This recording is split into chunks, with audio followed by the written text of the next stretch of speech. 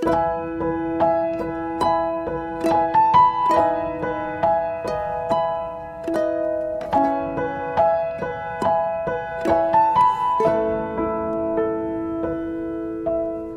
Darmawan akan bersaksi. Mari saya persilakan Pak Darmawan, bisa dibuka mute-nya. Shalom Pak. Shalom Pak. Salam Ko Frans, salam Ya, teman-teman. Salam Bu ya, Eli. ya. Silakan Pak, bisa langsung bersaksi. Tuhan Yesus memberkati. Terima kasih atas waktu yang diberikan. Tuhan Yesus memberkati. Selamat malam. Malam hari ini izinkan saya memberikan kesaksian tentang kebaikan dan kemurahan Tuhan, di mana Tuhan Yesus telah menyelamatkan nyawa saya dan memulihkan sakit penyakit yang saya alami dan memulihkan hidup saya. Jadi nama saya Darmawan, saya di Kota Medan ya. Saya ikut Tuhan baru tahun 2019 baru dibaptis ya. Jadi berarti saya baru termasuk belum lama ya mengiring Tuhan. Tapi saya sudah konsekuen. Singkat cerita, saya terkena satu penyakit ya. Mungkin penyakit diabetes mellitus ya. Diabetes mellitus yang sudah 25 tahun saya kena. Jadi penyakit itu waktu pertama kali kena kan sebenarnya tidak begitu merusak semua tubuh saya, semua jaringan saya. Tapi karena saya lama di Papua kan, saya kerja di Papua, di situ kan tidak terkontrol semua kebiasaan hidup kan, maksudnya kebiasaan makan. Jadi tambah hari tambah parah. Sampai HB1C saya itu memasuki 12 ya, HB1C 12 itu sudah tinggi kali kan. Normal HB1C kan 6,5. Jadi setelah saya pulang dari Papua, saya masih terus ibaratnya gula masih belum sampai merusak lah seluruh jaringan dalam tubuh saya. Sampai pada tahun setahun yang lalu tepatnya kan, saya mengalami satu luka yang cukup serius ya di telapak kaki kiri saya dengan gangren yang cukup mengerikan dan mengkhawatirkan, bahkan sampai sudah masuk ke tulang ya. Dan sudah divonis dokter bahwasanya tulangnya itu sudah harus diamputasi karena tidak ada jalan lain. Kalau tidak diamputasi berarti itu akan naik ke seluruh kaki dan bahkan bisa mengancam jiwa.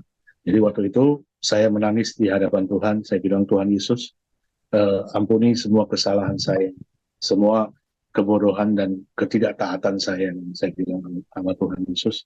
Terus saya bilang, Tuhan, izinkanlah saya sekali lagi Tuhan untuk bisa sembuh, kalau saya bisa sembuh, saya bilang, Tuhan, saya mau hidup saya melayani Tuhan. Dalam arti melayani, di samping saya bekerja, saya mau supaya menyampaikan kebenaran Injil dan kepada orang yang belum mengenal Kristus, supaya mereka juga bisa diselamatkan seperti saya pada malam kali ini. Nah, jadi singkat cerita, saya banyak belajar ya dari PD Victory, dari lewat Zoom online pada awal pandemi kemarin. Saya ikut Tuhan kan 2019 ya.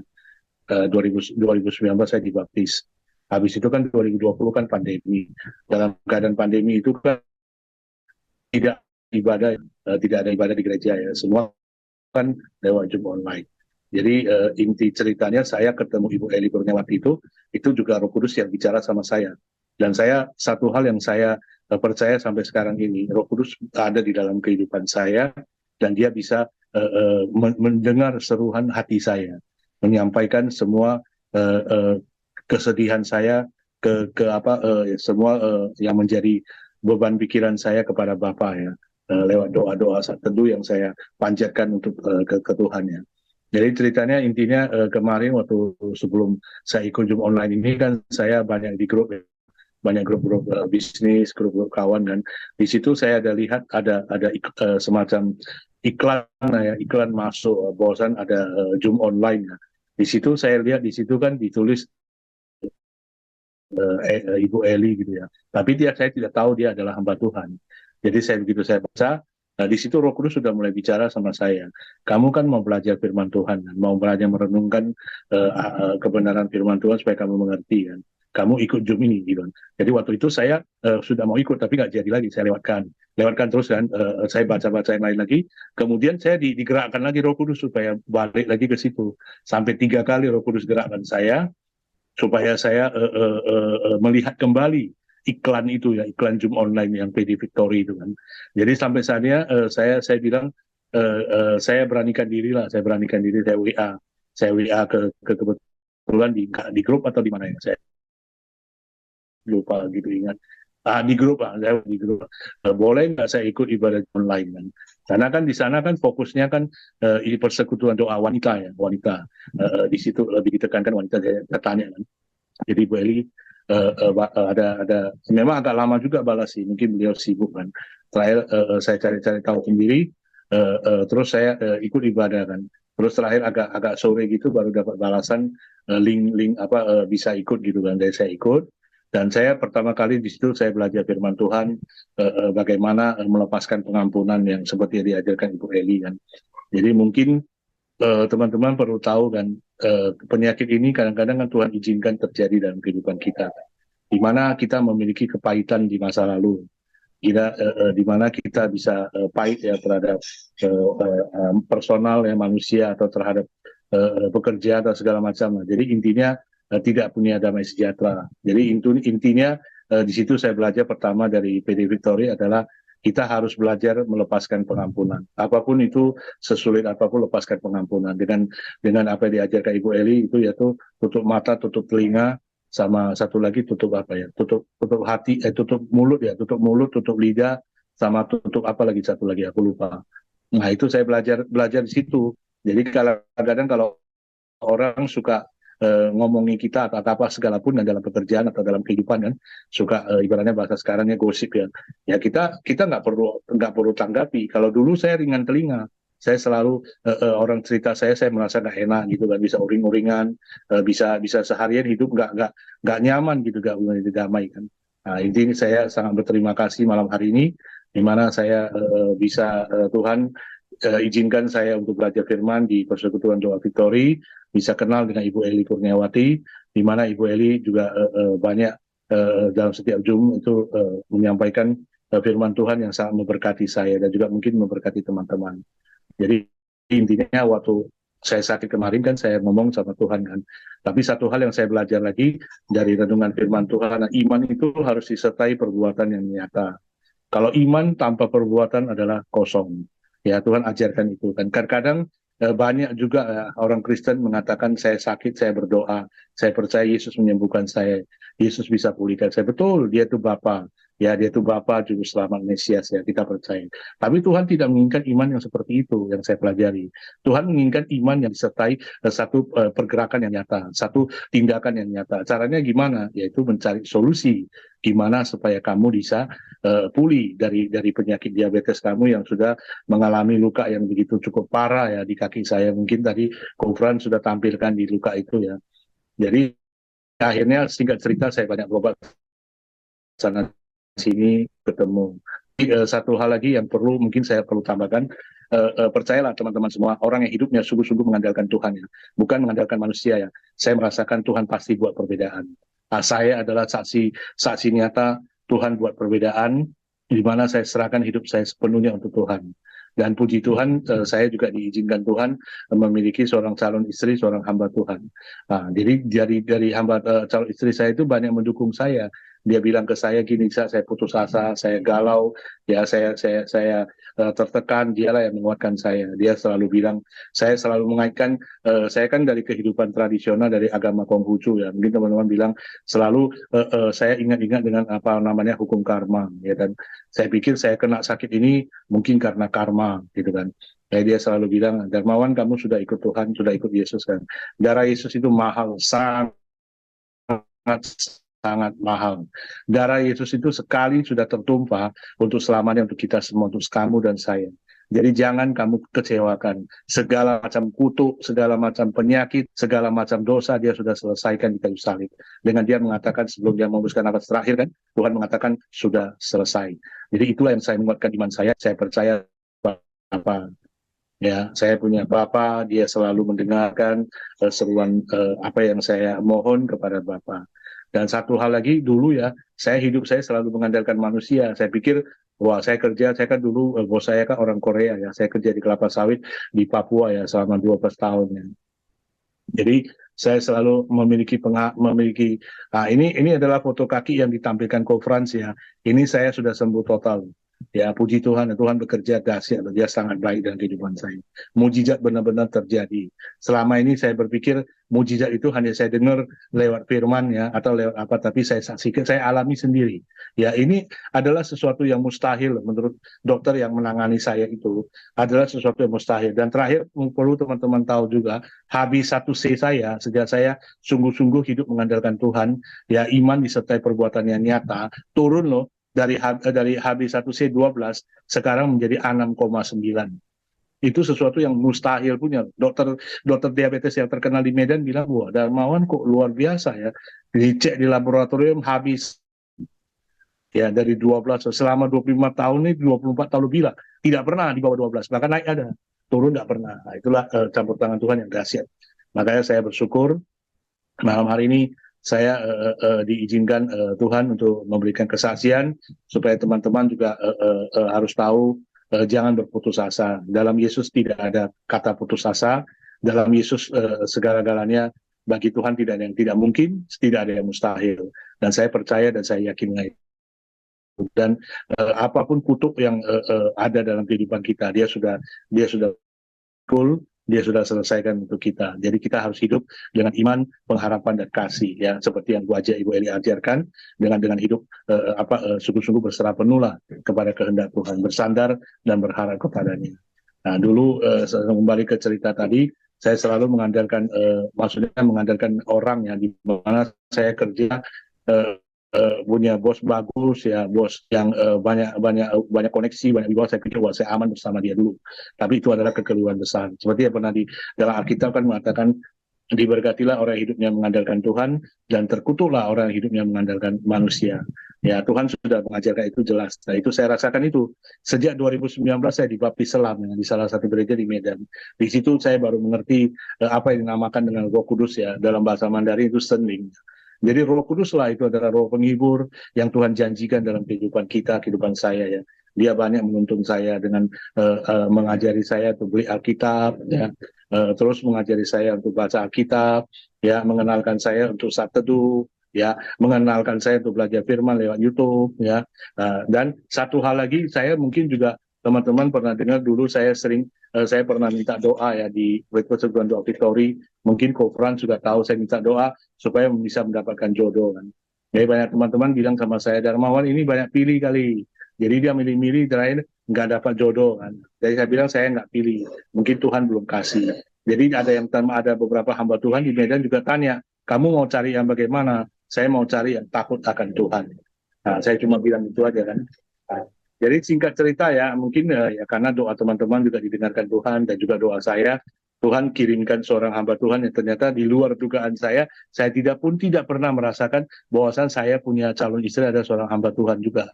Dia adalah seorang pendeta ya, pendeta muda ya, PDP ya.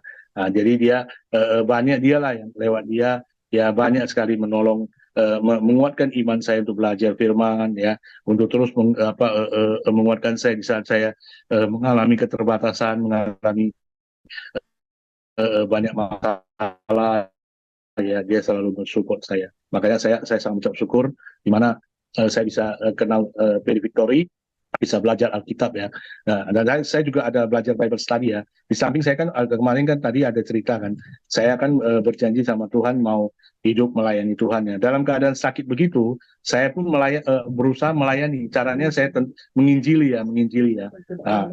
Orang yang tidak kenal Yesus ya. Karena ada fotonya, mungkin Kofran juga nanti bisa. Saya terus rajin ikut Bible study, belajar firman ya. Terus banyak teman-teman saya itu kan dari kalangan Konghucu ya. Saya belajar untuk menginjili. Dan saya percaya ya, memang segala sesuatu indah pada waktunya. Dalam arti Roh Kudus yang akan bekerja pada waktunya di seorang itu memang Tuhan mau pakai untuk ikut dia. Kalau belum waktunya memang tentu susah ya. Nah, tapi saya percaya firman itu saya percaya juga kan tidak pernah kembali sia-sia. Ya, firman yang kita taburkan itu pasti akan mengakar masuk ke dalam pikiran orang itu, dan semua Roh Kudus yang bekerja indah pada waktunya. Nah, ini saya belajar Bible study ya. Nah, dari kebetulan saya kan sekarang ada di home church saya itu kan di Gereja Metodis Indonesia ya. Dia menekankan misi penginjilan. ya. Jadi ingin amanat agung Tuhan Yesus yang Tuhan berikan kita itu saya belajar ya untuk bisa menjalankan ya, karena di Medan sendiri ya banyak sekali orang yang masih agama tradisional ya, masih percaya kepada segala macam hal-hal yang menyangkut karma atau segala macam seperti saya dulu kan. Makanya ya kalau bukan kita, bukan saya, siapa lagi? Ya, Tuhan tidak menuntut apa-apa dari kita. Tuhan cuma ingin kita menjalankan amanat agung itu. Dan Tuhan kasih kepercayaan. Kadang-kadang kalau kita masih hidup di dunia ini, masih diberikan nafas kehidupan, seperti yang pernah aku dengar khotbah dari Bu Eli kan, jangan sia-siakan waktu yang Tuhan berikan. Ya, kalau Tuhan sudah kasih kepercayaan, kerjakanlah itu dengan benar. Ya, ini saya ikut Zoom online, siap. Kadang-kadang Zoom online banyak subuh, ya, pagi maupun malam. Ya, sering saya ikut, saya belajar terus firman Tuhan. Intinya saya kepada saudara-saudara saya, famili saya kan banyak sekali ya. Dan terakhirnya saya puji Tuhan adik saya sendiri mungkin pernah didoakan oleh PD Victory juga ya, oleh Ibu Eli ya. Kan waktu itu sakit ya, dia sudah berpulang ke rumah Bapak kemarin tahun 2000 tahun lalu. Nah, dan puji Tuhan dia itu adalah seorang yang sangat sulit untuk diinjili. Mau tidak mau. Terakhirnya di saat terakhir dia mengatakan dia mau ikut Tuhan, dia mau suruh Tuhan Yesus yang maksudnya yang ibaratnya ikut Tuhan lah, bersama-sama ikut Tuhan. Dia meninggal dalam kedamaian gitu. Jadi itu adalah orang pertama yang saya belajar untuk menginjili. Nah, ternyata adik saya bisa saya injili untuk bisa mengenal Tuhan Yesus dan mengiring Tuhan. Saya sangat bersyukur. Dan kaki saya dulu kemarin nggak bisa jalan waktu kena itu, pakai kursi roda kemana-mana, pakai kursi roda, pakai tongkat. Tapi sekarang Tuhan pulihkan total. Waktu itu kan ini rencana saya kan tanggal 2 Desember 2023 kan mau diberkati kan. Saya bilang sama Tuhan, Tuhan Yesus macam mana ini? Saya duduk di kursi roda, cuman mau nikah kayak gini Tuhan? Masa mau nikah pakai kursi roda? Ya kan, apa kata dunia kan? Aku bilang gitu kan. Aku bawa dalam doa kan. Ya Tuhan tidak bicara apa-apa. Cuma Tuhan bekerja lagi tepat pada waktunya. Intinya satu persatu kan. Apa yang menjadi doa saya, menjadi kekhawatiran saya, Tuhan mentahkan, Tuhan patahkan. Semua satu persatu Tuhan sembuhkan. Saya bisa tidak pakai kursi roda lagi, jalan sekarang pun tidak pakai tongkat lagi. Ya, itu luar biasa. Itu Tuhan Yesus, saya betul-betul merasakan dia Bapa dalam kehidupan saya. Apapun yang saya minta sungguh-sungguh, ya dia Bapa yang mendengarkan seruan permohonan doa saya. Makanya saya berharap lewat kesaksian saya ini kepada teman-teman yang mengalami sakit atau apa, jangan putus asa. Selalu ada harapan di dalam Tuhan kan. Dan satu hal, Yesus juga jawaban segala-galanya dalam kehidupan kita, dalam kehidupan saya. Nah, itu mungkin sebelum pulang gereja, saya juga ada kirim foto terakhir mungkin untuk konferensi ya. Itu saya lagi bisa berdiri dengan baik, bisa berjalan dengan normal, ya. Itu foto terakhirnya. Mungkin konferensi tadi bisa tampilkan, itu adalah bukti nyata kasih karunia Tuhan dalam kehidupan saya lewat mujizatnya yang terjadi. Selama ini saya berpikiran mujizat Tuhan itu hanya saya dengar aja. Apakah iya atau tidak? Saya selalu berpikiran begitu kan. Kalaupun saya sudah ikut Tuhan, tapi saya masih tanda mohon maaf, masih tanda akan ragu. Tapi sekarang saya percaya dan yakin saya adalah orang yang dipulihkan Tuhan, diselamatkan nyawa saya. Ini waktu saya masih pakai tongkat ya, masih pakai tongkat ya. Terus ada foto beberapa lagi yang terakhir juga saya pakai itu baju biru, saya tidak pakai tongkat lagi. Dan sekarang telapak kaki kiri saya yang menggangga sangat mengerikan itu sudah masuk, sudah tumbuh daging, semua tumbuh dengan sempurna, tumbuh dengan tidak ada cacat sama sekali. Cuma ada lecet-lecet dikit. Ini adalah foto saya yang kemarin di gereja ya, foto terbaru pulang dari gereja. Saya ibadah pulang gereja tidak pakai tongkat lagi. Puji Tuhan, Tuhan Yesus sudah pakai sepatu, bahkan sudah bisa pakai sepatu. Kemarin saya tidak bisa pakai sepatu karena sebentuk kaki saya yang satunya lagi agak lain ya bentuknya. Nah, itu semua Tuhan dengarkan apa yang menjadi keluhan saya, apa yang menjadi satu persatu. Nah, baru di samping itu juga mungkin satu hal apa kan saya belajar kan, kita harus tekun taat dan setia. Kadang-kadang memang belajar itu kan seumur hidup kita harus belajar ya. Tuhan tidak ingin kita berhenti belajar. Makanya saya senang dan saya rindu bisa lihat YouTube ya khotbah Ibu Eli ya. Kadang-kadang di Sabtu itu ya ibadah Sabtu itu yang ibadah itu saya sering ikut, dan juga saya putar ulang juga YouTube-nya PD Victory ya tentang penyampaian firman Tuhan itu. Dan saya belajar di situ. Saya sangat mengucap syukur dan terima kasih lah. Di mana saya mendapatkan berkat firman yang bisa menguatkan saya, meneguhkan iman saya setiap hari dalam kehidupan saya. Dan puji Tuhan, saya malam hari ini juga satu hal yang perlu, mungkin dulu dalam khotbah Ibu kan, Ibu Eli pernah pernah menyanyikan lagu I Have Decided to Follow Jesus kan. Itu adalah lagu yang menguatkan saya, yang saya waktu dibaptis ya saya pakai baju I Have Decided to Follow Jesus. Dalam arti kita akan mengiringi Yesus seumur hidup, tidak mau berhenti, tidak pernah ingkar gitu. Saya senang dengan lagu itu, dan saya percaya itu semua bisa mengilhami saya gitu. Dan mungkin saya nyanyikan sedikit sebagai penutupnya, supaya teman-teman pun tahu Jesus lah satu-satunya jawaban yang luar biasa dalam kehidupan kita. I have decided to follow Jesus. I have decided to follow Jesus. I have decided to follow Jesus. No turning back, no turning back. Keputusanku mengikut Yesus. Keputusanku mengikut Yesus. Keputusanku mengikut Yesus. Ku tak gentar, ku tak ingkar, ku tak ingkar. Jadi intinya sekarang saya cuma belajar satu, saya makin hari harus makin kecil di hadapan Tuhan. Yesus harus makin hari harus makin besar, dan lebih besar dan sangat besar dalam kehidupan saya. Saya percaya rencana Tuhan ada rencana paling indah dalam kehidupan saya. Saya percaya bersama Yesus semua bisa kita lewati. Tidak ada yang tidak mungkin dan tidak ada yang mustahil bagi Tuhan.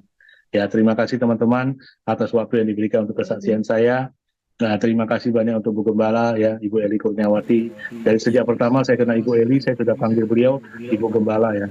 Nah, jadi saya tetap senang bisa belajar dari Ibu. Makasih ya Gereja PD Victory, makasih Ibu Eli Kurniawati, makasih Ko Frans dan teman-teman. Tuhan Yesus memberkati kita semua dan salam. Oke, Tuhan Yesus berkati, berikan tepuk tangan bagi kemuliaan nama Tuhan Yesus. Baik, terima kasih Pak Darmawan yang sudah jadi berkat buat kita semua, dan kita akan terus mendoakan dia. Nanti tanggal 2 Desember dia akan menikah, biar bisa berjalan dengan baik semua acaranya, dan pernikahannya sungguh-sungguh pernikahan yang diberkati oleh Tuhan. Terima kasih, Tuhan Yesus memberkati.